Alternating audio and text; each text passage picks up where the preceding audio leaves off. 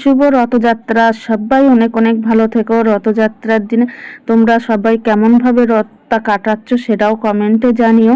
আর আজকে দেখো যেহেতু রথযাত্রা, তো সকাল সকাল সমস্ত বাসি কাজ সেরে স্নান টান করে চলে এসেছি। আর আজকে যেহেতু রথযাত্রা, তা কোনো একটা গাছ তো লাগাতে হয়। তো আমার মনের ইচ্ছা ছিল খুব যে ঘরে আসার পরে একটা তুলসী গাছ রাখবো ব্যালকনিতে। তো সেটাই আজকে লাগিয়ে নিয়ে আসি। তো সেটাই তোমাদের সাথে একটু শেয়ার করে দেবো। আর এই দেখো আমার পুজো কিন্তু কমপ্লিট। তো কেমন লাগছে, আর এই দেখো এটা কিন্তু এখানেই তুলসী গাছটা রেখে পুজোটা করলাম আগে, এইবার কিন্তু আমি ব্যালকনিতে রেখে আসবো। আর আমার ভিডিওগুলো তোমাদের কেমন লাগে সেটাও কমেন্টের মাধ্যমে জানিও।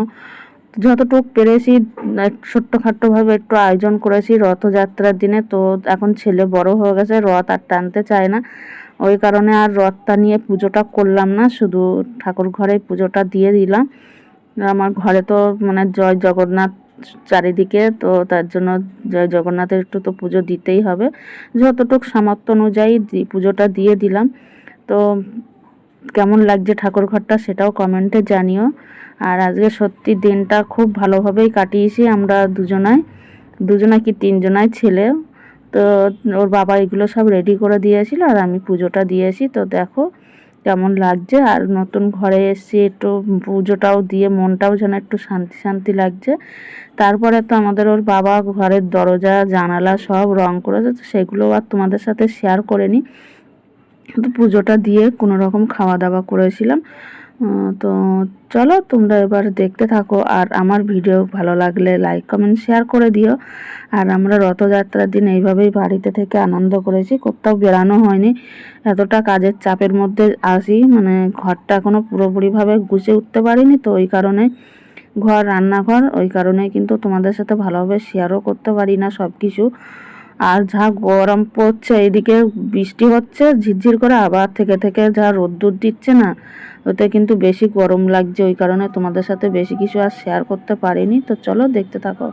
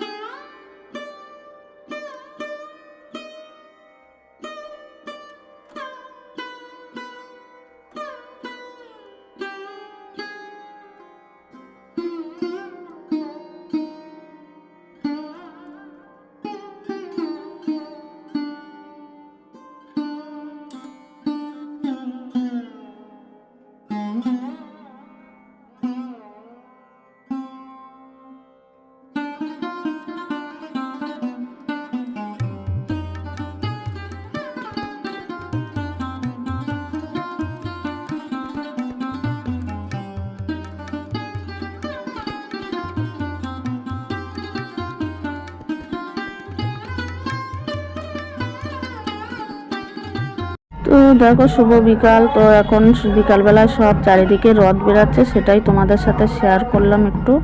তো কেমন লাগছে, আর এটা ব্যালকনি দিয়েই কিন্তু পুরো ভিডিওটা করছি। আর একটাও আসবে, মানে দলে দলে রথ নিয়ে বেরাচ্ছে, ঘন্টা কাজ নিয়ে, বাজনা নিয়ে। তো সবটাই কিন্তু শেয়ার করতে পারছি না, বললাম না ঘরে একটু পার্সোনাল কাজ, সেই সব দরজা জানলা রং করছে, তার সাথে সাথে একটু হেল্প করতে হচ্ছে। তো যতটা পেরেছি তোমাদের সাথে শেয়ার করেছি। তো দেখো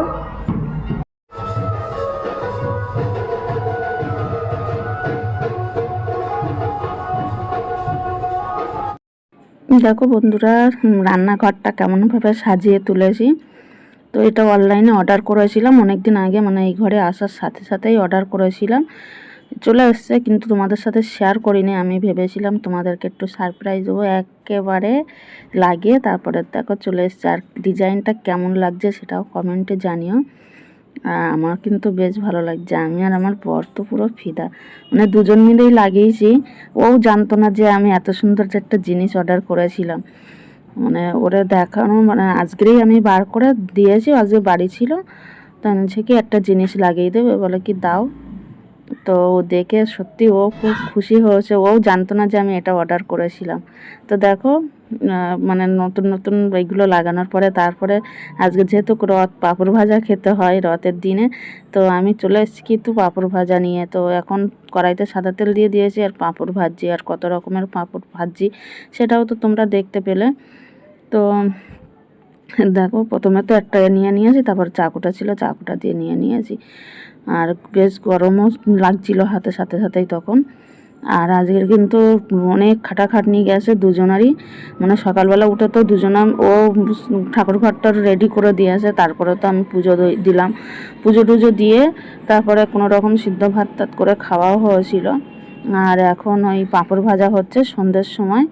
তো বন্ধুরা শুভ সন্ধ্যা, তোমাদেরকে অনেকটা দেরিতেই বললাম। আর পাঁপড় ভাজা হয়ে গেছে, তোমরা সবাই খেয়ে নিও রথের পাঁপড়। আর আজকের আমার ভিডিওটা তোমাদের কেমন লাগলো কমেন্টের মাধ্যমে জানিও, ভালো লাগলে শেয়ার করে দিও। তোমাদের সাথে দেখা হবে নেক্সট কোনো ভিডিওতে কিংবা রেসিপির সাথে। ততক্ষণে তোমরা সবাই ভালো থাকো, সুস্থ থাকো। আজকে ভিডিওটা কিন্তু এখানেই শেষ করছি। Tata, bye bye.